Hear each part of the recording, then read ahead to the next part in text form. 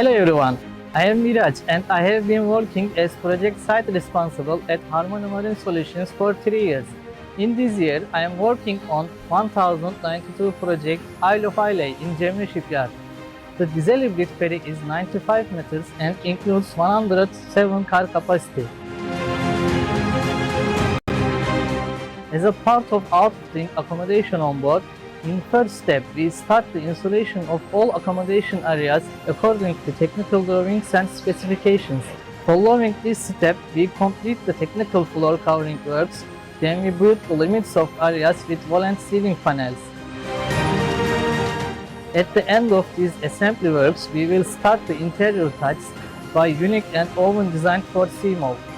We provide support services through tailor-made architectural and engineering solutions with the design team, especially for owner demands on board.